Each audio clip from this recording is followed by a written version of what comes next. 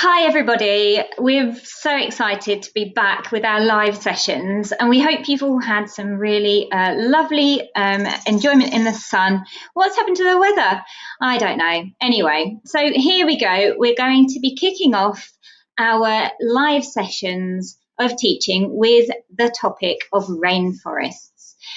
But before we kick off with that, I would like to because I couldn't wait any longer. I want to introduce you to this little one. How adorable, how adorable. Now, if you haven't already seen on YouTube, we've got a video that reveals this little baby. And if you haven't already watched it, go and have a look because we have launched a competition. And the competition is all about naming this chick. This chick is a baby barn owl. We don't know if it's a girl or a boy yet, so we're looking for names that could mean either gender. We love names that have a meaning or are relative to this species. And she or he is a baby barn owl, so showing off her beautiful new feathers on her wings here, or his wings. Aren't you? You're very, very lovely. Okay, so if you haven't had a look at the video yet, we're asking you to comment on the video after the video, and if you can comment with a name, we will choose our favourite name. We've got some suggestions on Facebook as well. So we're just trying to get everyone to comment on our videos because that's where we'd like to interact with you guys. So have a little comment on the end of the reveal video for the baby. And we will choose the winning name, and the winner of that competition actually gets 12 months gold adoption package with us for this little chick here, which means that you'll even get to meet it in person. Aren't you just growing, hey, little fluff ball? Okay, I'm going to pop him or her back. I keep calling it a her. I shouldn't really do that. We don't actually know what it is yet. There we go. Okay, so rainforests. We're going to be kicking off today with looking at differences and between two different types of rainforest, and also their importance. So, as always, we have some homework for you. And I know everyone hates the thought of homework, but we want these to be really, really fun for you. So our homework for this week is to create your very own rainforest.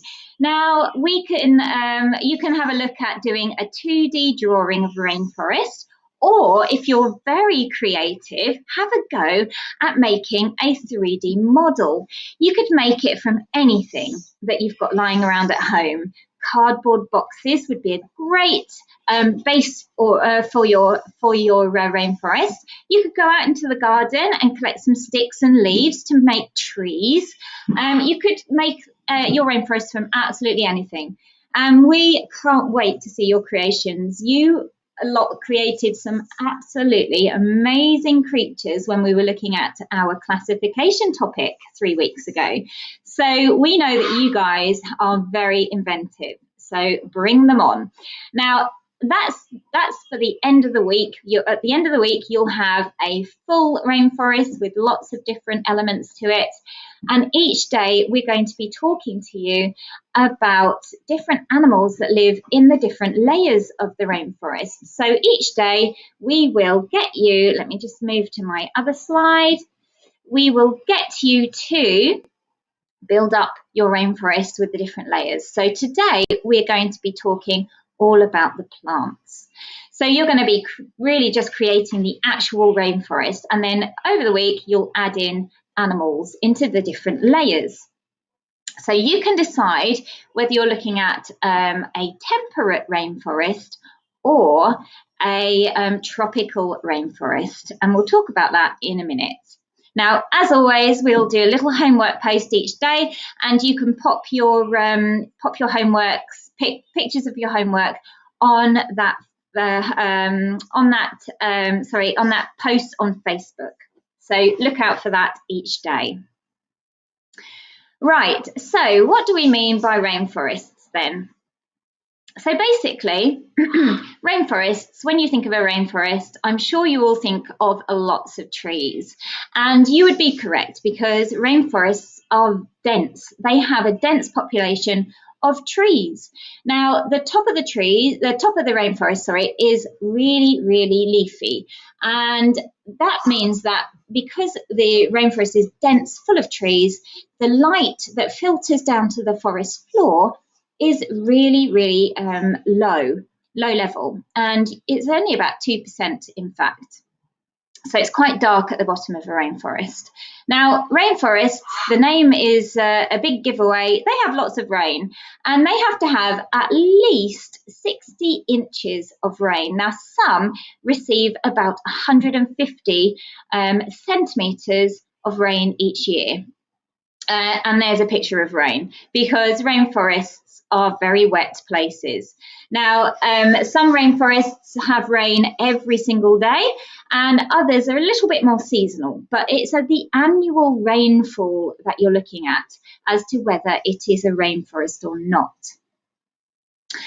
So let me just find my next slide. Now, rainforests are really, really important places. And as I said before, they can be either temperate or tropical. Now, what do I mean by that? Well, when I think of a rainforest, what pops into my mind is lots of trees, beautiful leafy trees, vines hanging down, monkeys jumping around, maybe some colourful birds, parrots, toucans, that sort of thing. And I would be thinking of a tropical rainforest. And tropical rainforests all sit along the equator, which is the line right around the middle of the Earth. So that's where you would find tropical rainforests. And a temperate rainforest is one that also has a lot of rainfall, but it's not quite so hot, or it doesn't experience the heat like a tropical rainforest would. So it's a bit cooler. They don't sit on the equator; they sit just above or below, and they are found in coastal areas. And the types of plants you would find in a temperate rainforest would be more along the lines of firs and ferns and things like that. So they tend to be a bit more evergreen. All of the rainforests are really, really important ecosystems. And that's because they contain up to around 50% of the Earth's entire population of plants and animals. So they really are an important place. They also provide around a third of the world's medicine. So even new medicine is still being found in the rainforests today. And they also provide 20% of the Earth's oxygen. So could you imagine if we didn't have our rainforests, or if they were under threat?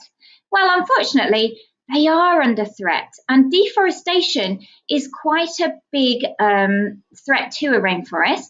What do I mean by deforestation?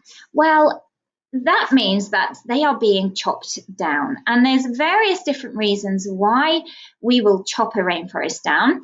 We will chop down the trees for farming, for logging, for human population growth. So if people want to move into a rainforest area to build houses, that will happen. There's lots and lots of different reasons for deforestation, but unfortunately, it's all to do with us humans.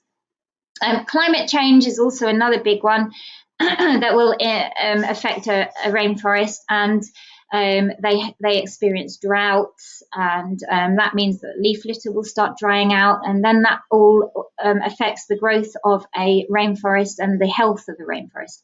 So there's a lot of different things that we need to think about, because even though rainforests are nowhere near us, they are still super important to us. So we need to be looking at ways that we can protect our rainforests. and you can search on the internet for different things that you can do. Palm oil is a massive thing at the moment that we're all trying to avoid because the rainforests are being chopped down, the orangutans are losing their homes, and because palm oil plantations are being put there in the place of these rainforests. So it's quite sad, really. But let's all do our research. Let's get on the bandwagon to save our rainforests. Less packaging, less palm oil. Let's really look after our planet so that our Earth remains healthy. Now, I'm not really supposed to be talking about animals today because I'm looking at the different plants that live in a rainforest. So I have snuck in a little insect because I can't not talk about animals. Now, rainforest, there is 4 different layers to a rainforest. You get the emergent layer, which is right at the top. Then just underneath the emergent layer is the canopy, and that's where the majority of animals live, in the canopy. And then we get the shrub layer, or the understory, and then we get the forest floor. Now, here I have a little black beauty stick insect. Now, I introduced you to these guys about 3 weeks ago as my opening talk on invertebrates, but I didn't tell you much about them. Let's show you this one. So this is not an adult yet, but it's going to be a little beauty. That's why they're called black beauty stick insects. They're actually stunning in real life. They look like they're covered in velvet. So they're not a hard case on the outside of their body. Very, very soft and squidgy. So we have to be really careful with these that we don't damage them and hurt them. Now, it has got these lovely antennae that you can see waving around. And just behind those antennae, I don't know if you can see the yellow eyes. Now, that's one feature of these black beauty stick insects, is they have these super yellow eyes. They are stunning. They also have a little red mouth. I don't know if you can see that. There, let's put my hand behind. I don't know. It's not really playing ball. There we go. So hopefully you can see a little red mouth, and looks like it's wearing lipstick. And then when it's fully grown, it will have some really lovely tiny, not useful at all, little wings, red wings on its back, sitting around about here. Around about, whoops, let's turn it around about here on its body. Now, these are found only in Peru, and you would find them in and amongst the rainforest, and they will, when they are threatened, they will squirt out a really irritating substance from just behind their head. Thankfully, these are pretty friendly, and we haven't had any experience with that with these guys.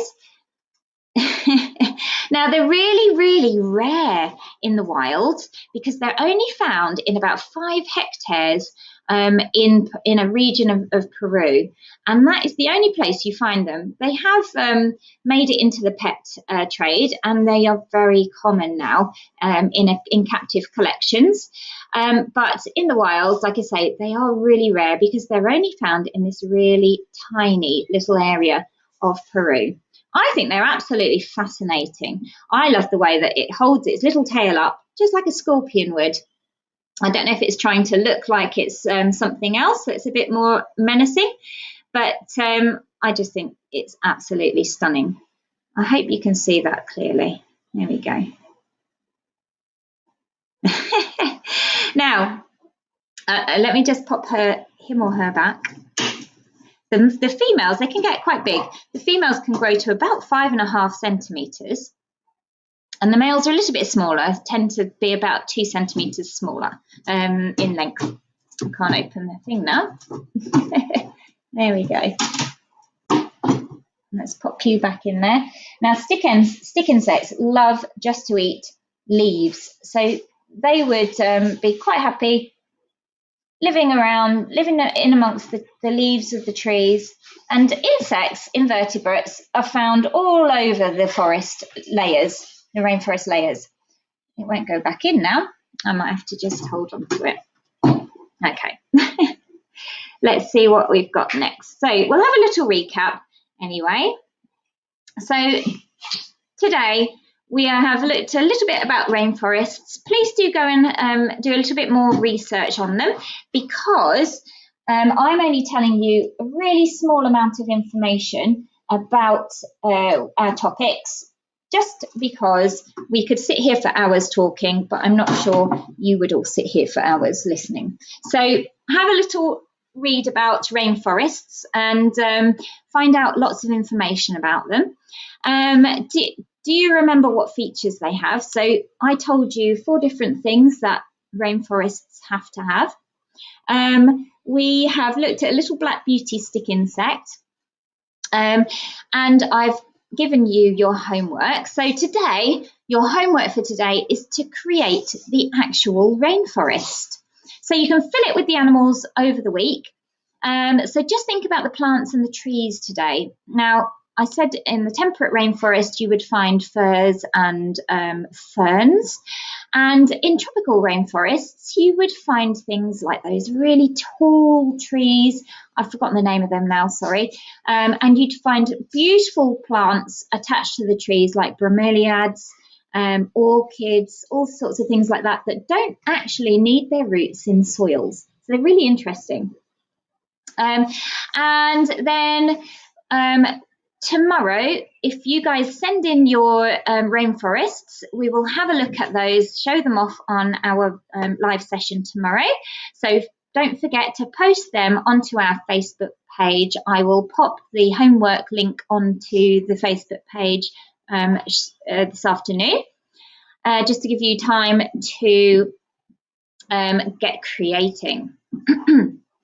Now, all of our work is outreach, or the majority of our work is outreach. And because of this COVID business, we have unfortunately had to shut our doors and haven't been able to go out and teach all of you guys at schools and different places. So that has meant that unfortunately our income has reduced down to nothing. But of course, we've still got these beautiful animals to care for. So as you all know, we have been running our crowdfunder campaign, and you guys have been absolutely amazing. We hit our target and we've stretched it because the government have obviously extended the lockdown. So we felt we really just needed to extend our target and stretch it to 2,000. And we're almost there. We've got about just over £500 left to reach our £2,000 target.